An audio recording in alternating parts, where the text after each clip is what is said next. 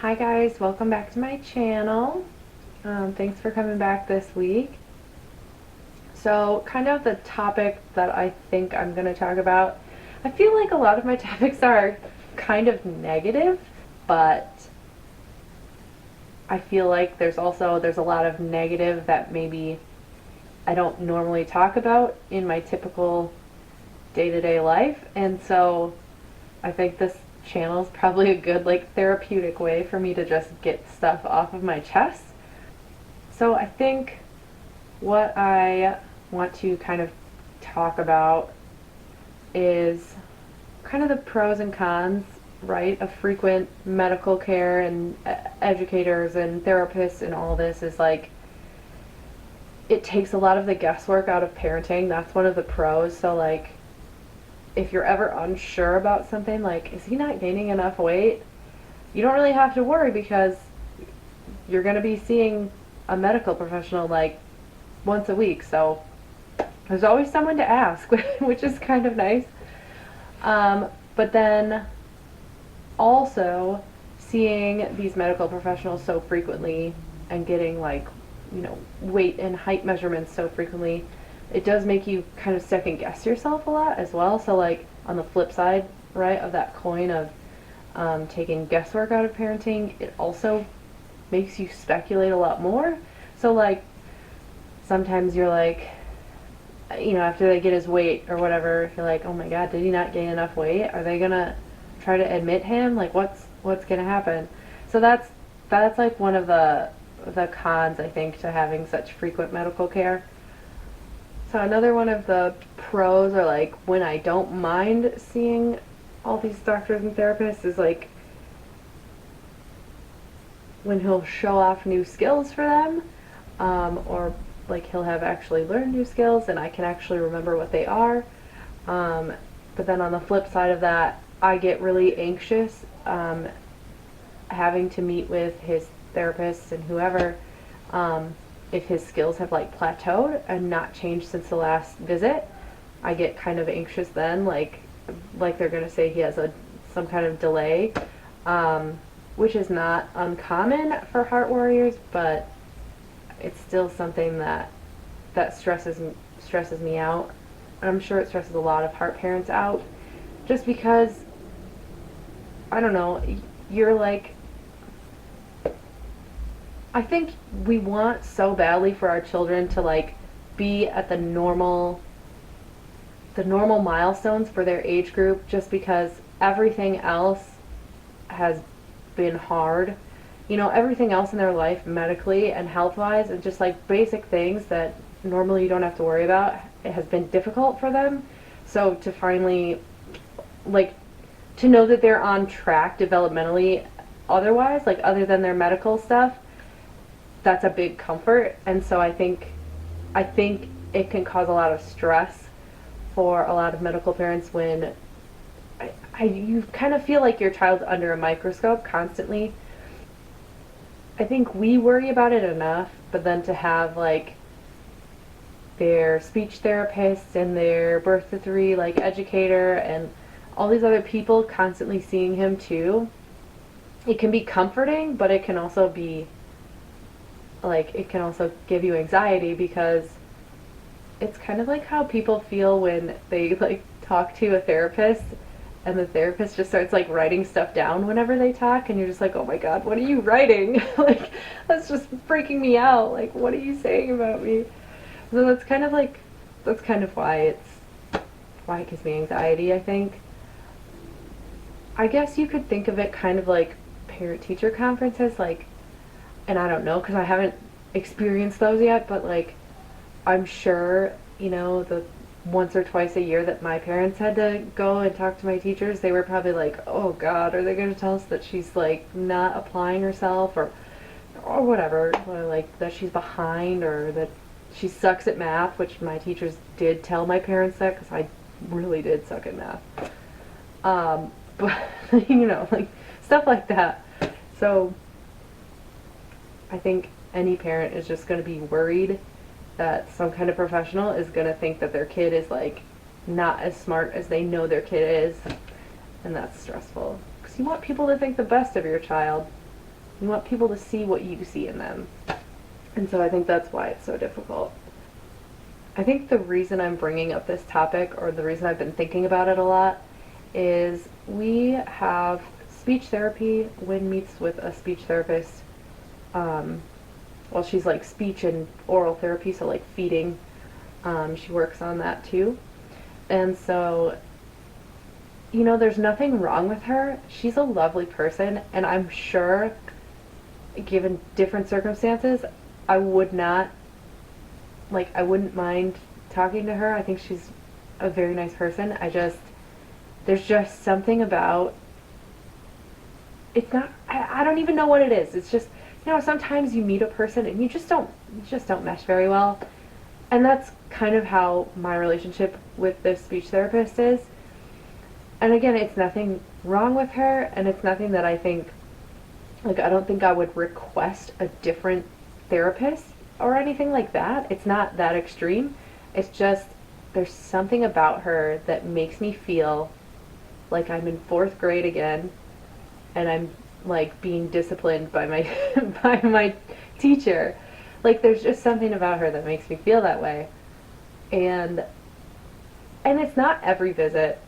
I mean, some visits, like, I just remember, the reason I thought about this topic so much is because the day before our last visit, which was last Friday, so that Thursday I was talking to Stefan about how, like, I'm like, oh God, I have to do speech tomorrow, and I just, like, it's just a video visit, you know, which is not a big deal, but I just remember talking to Stefan that night, and I'm like, oh God, what time are you going to be home from work? Maybe you'll be home in time to do speech with him, because I just can't. I just don't have it in me to do speech.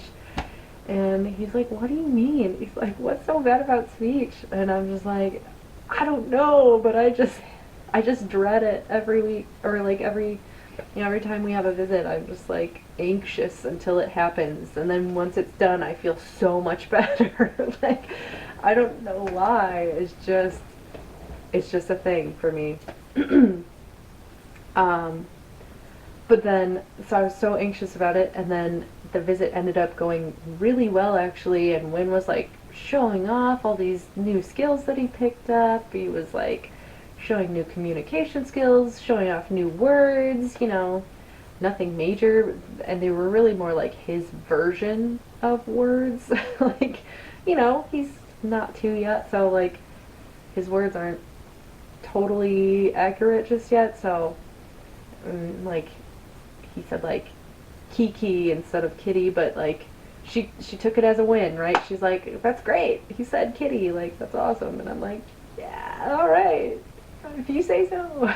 Like, no, I know like what he's trying to say, and so yeah, and like I know he's smart, and Stefan knows he's smart, but it's weird. It's like you're trying to prove to some of these therapists that like he really does know how to do that. I swear to God, he really does know how to eat. Like he really does know how to chew things and swallow them, but he just usually won't do it in front of the camera for her. So it's just like always kind of a challenge. So that's what got me thinking about this whole topic. I'm like, why does it stress me out so much to do these meetings with just this particular person? Like, why does she give me so much anxiety?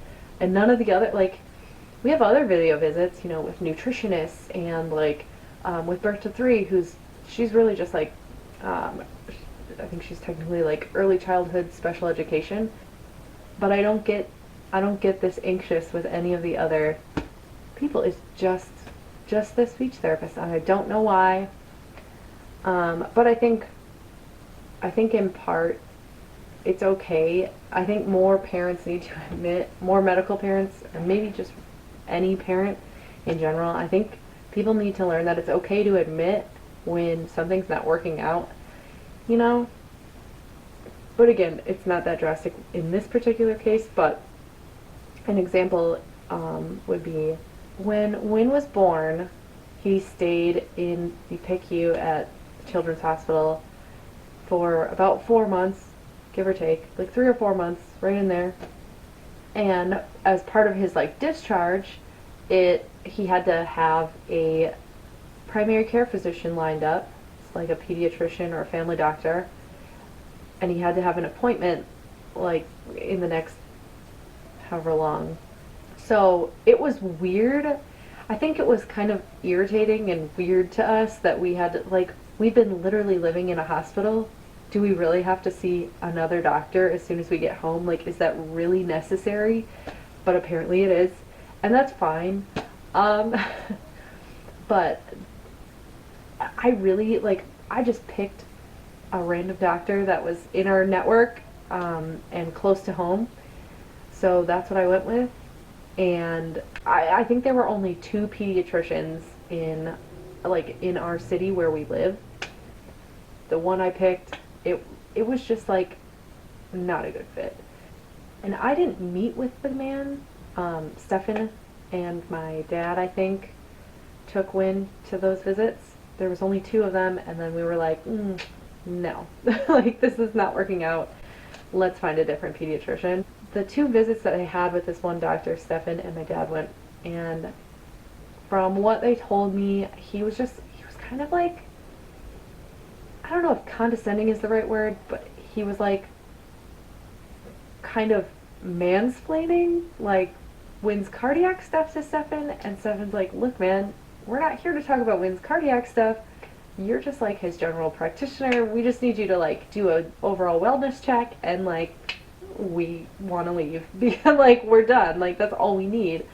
We're literally only doing this because the hospital like I don't know if required it is the right word, but like they like make you do it as part of discharge. You have to have it scheduled, and they have to like confirm it. So that's what we did. And yeah, this guy was like mansplaining. I say mansplaining. I don't know if everyone knows that term, but it's pretty common. You can Google it. He was like trying to tell Stefan about Wynn's heart condition, and Stefan's like, yeah, dude, I know. Like, we've been living in a hospital for like 3 months. I get it. Like, but then also, he was like talking about adjusting some of Wynn's cardiac meds, and Stefan was like, no, no, no, no, no, no, no. Like, that's where we draw the line. You have no idea about any of his cardiac care and his surgery. Like, no, you're not going to touch any of his medications. We literally just came home from the hospital, and these are the dosages that were, like, they checked all the dosages before they sent us home. You're not touching anything. Absolutely not. Like, nope, nope, nope. And that was the point where we were like, yeah, we're not doing this for, his whole childhood. That's insane. We're not going to do that. We're not going to have someone that tries to interfere with cardiac meds. And you know what? It worked out great. We switched to the new pediatrician, and she's fantastic. She actually called us one day because the pharmacy, when one of Wynn's heart meds was up for refill, I guess the pharmacy like called her because that's technically Wynn's primary care physician, and she called us and she was like, do they need to change his dosages on this? Because I'm going to be honest with you, I know this is a heart med, but I don't know anything else about it. Yeah, she's like, I think it's for blood pressure, but really I'm not sure. She's like, I don't have to prescribe my patients a lot of cardiac meds because I'm a pediatrician. Like, not a lot of heart kids. And any heart kids that I do meet with have cardiologists, so that's refreshing. Like, I won't be offended or like disappointed in you as a physician if you are honest with me and tell me that you don't know something. So, I don't know, man. So I think that's all I really have for you today. Oh, and one last little like final update about life. I don't know. Just so everyone's aware, I got my second dose of the Moderna COVID-19 vaccine. So, feeling pretty safe now. I guess. I don't know. I kind of feel the same. I did feel kind of crummy, like like that night, the night that I got the second dose, and then like the morning after, but like by the afternoon, I mean, I took Tylenol and I felt fine. And then like by that afternoon when the Tylenol wore off, I felt normal again, other than like my shoulder still hurts, like where the injection was. So yeah, it's really not as bad as I thought it would be. I was worried it would be a lot worse. I was also really cold, like I just could not get warm. So yeah, dose 2 of Moderna, not as bad as I thought it would be. I can handle it. I got it. It was good. Hopefully someday we'll get back to what we used to know as normal life. I think that would be cool. Well, that's all I have for today. If you like this video, please give it a thumbs up. Don't forget to subscribe to my channel below. Subscribing is totally free. All it does is help YouTube recommend my videos to other people so that my channel can grow and reach more people. So if you would subscribe, I'd love to have you. And you can hit the bell and it'll notify you when new videos come out too. And yeah, thanks for watching. I'll see you guys next week. Bye!